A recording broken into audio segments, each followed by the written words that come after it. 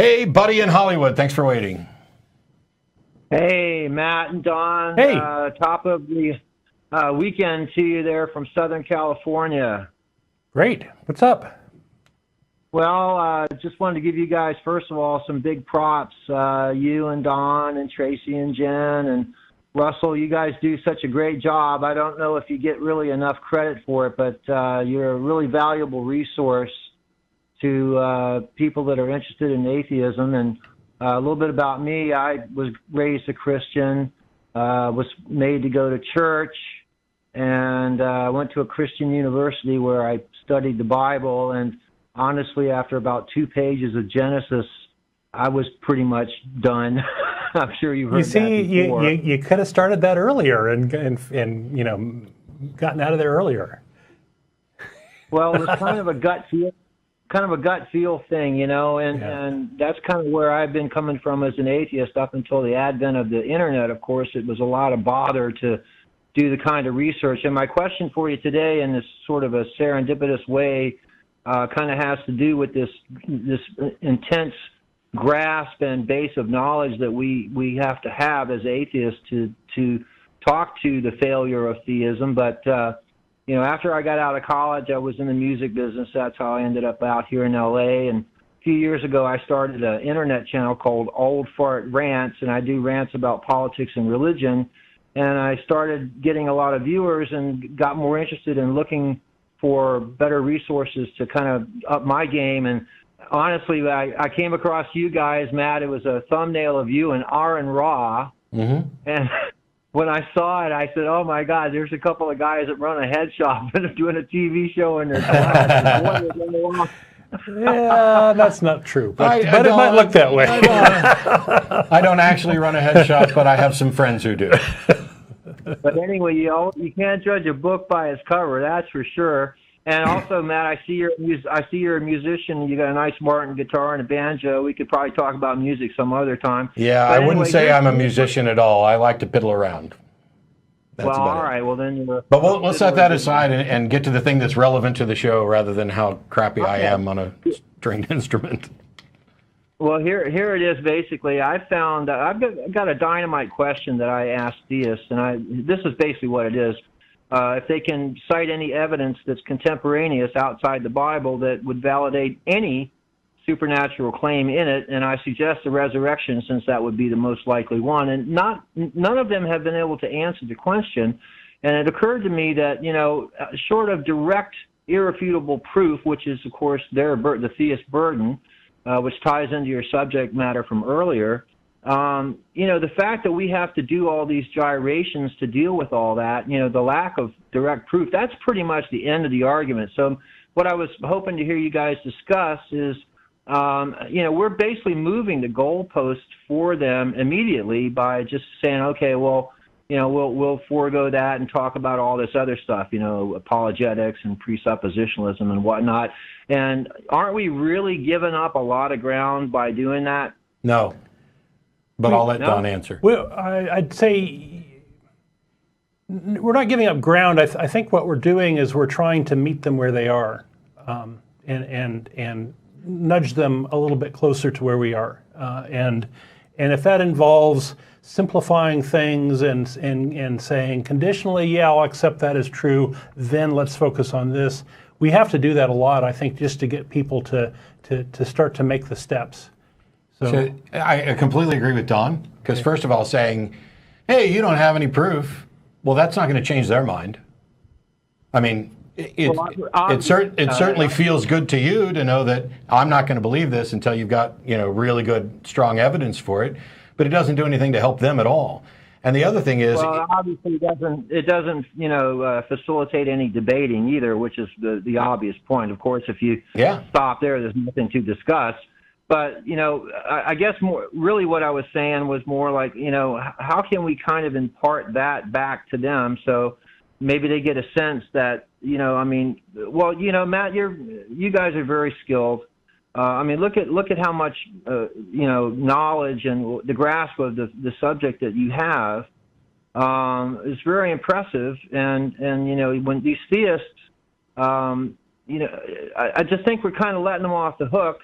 But I understand what you're saying. You know, I don't know how we are in any way letting him off the hook, because if we're going to be talking about the value of critical thinking and skepticism, if we're going to be talking about the value of logical reasoning, and they come and present what they think is a reasonable, sound argument, if instead we just say, well, you don't have any proof of that, not only have we not done anything to move the conversation forward, but we've actually ignored what they've presented.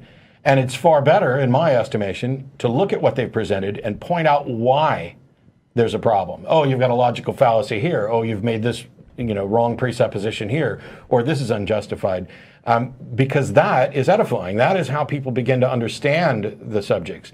If I was a Christian and believed this for really bad reasons, I don't think that I believe for bad reasons.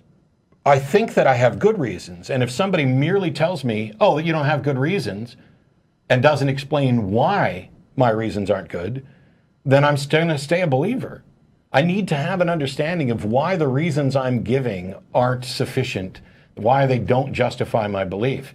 And so here's an interesting thing. Somebody suggested the other day that I just go ahead and set up a debate, which, by the way, I don't do. Somebody else sets up debates. I just show up. But they wanted me to do a debate where perhaps I should just go ahead and concede some God exists in order to debate whether or not the God that exists is their God. Now, I'm not completely opposed to doing that, because you can, for the sake of argument, adopt a premise and say, I would rather do it as accepting that God exists and using that as a premise to get to a reductio ad absurdum to show that it can't be the case. But we do that. When I did a debate about the resurrection, I didn't concede that God exists. When I did the debate on the resurrection, I conceded that we're not going to discuss whether or not a God exists, but whether or not one does, did this happen? I don't want to go so far as to actually concede, oh yes, for the sake of argument, let's begin with some God exists and then we'll find out if it's yours. I think that would be giving up too much ground, but also I don't think it's outside the realm of possibility for a debate that you could get to something good, to show that, because take William Lane Craig, who uses his version of the Kalam cosmological argument. The conclusion of that argument is, therefore, God exists. But the type of God that argument presents doesn't have any relation to Christianity. Yeah, he's got to add a bunch of stuff to it. So there's a lot more leaps of faith involved. If you were tired of going through the Kalam, you could say, okay, let's just concede the Kalam and some God exists. Now tell us how you got to Jesus. I think you could do that for the sake of debate. I'd just rather not. But to just say, well, you don't have evidence, not only is it not convincing, but they think you're wrong. And when you do that, they're now convinced that you are closed-minded and deceived and not open to considering the evidence. And so showing that I can be open-minded and I can consider what you say as evidence and reach the conclusion that it's not sufficient seems to me to be preferable. Right. Well, it is really frustrating, though, because like with the resurrection, I mean, obviously, there would have been records by at least one guy somewhere. Well, they think there are records by 4 guys or more. Yeah, but all after the fact and unverifiable guys. Okay, well, in first century Palestine, how many people were literate enough to write that down? Why do you think that there should be a record, and why do you think it should have survived for 2,000 years? Well, I mean, you would think that, somebody would have, one guy somewhere would have written something down. I mean, yeah, but what makes you think that would survive?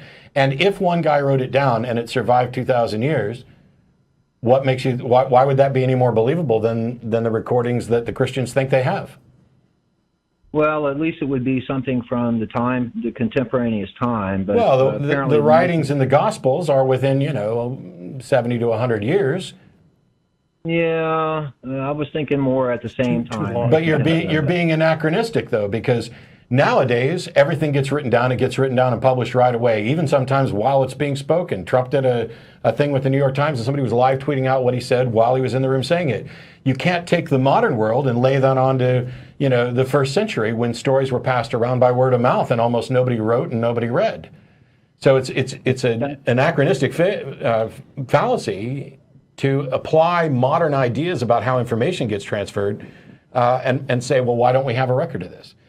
By the way around this I'm sitting here demolishing what you're saying. He's playing devil's advocate a bit. The way around this is, if Jesus was resurrected and is God, and this message is important, then it should be absolutely trivial that we have lots of accounts, because God would preserve those accounts, and God would make sure that we weren't getting anonymous records that were copies of translations of copies, because he wouldn't want people to be able to poke such easy holes into it.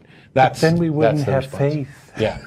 But yeah, I get what you're saying, but a lot of it just depends on the goals. And like Don said, meeting them where they are is the only way that you're going to make inroads into potentially changing their mind, or changing other people's mind that agree with them. Right. It's tough, though, as you well know. I mean, at the end of the day, whatever the debate is or whatever the discussion is, they can always go back to, well, you have to have faith thing. And you're right back where you started again. So, but anyway, listen, guys, I appreciate some time with you today, and I'm going to go ahead and let you take your next call. But thanks so much. You guys are great. Sure. And, thanks, buddy. Keep it up, okay? Thanks, buddy. Appreciate it. Thank you. Whoop. I thought you were done.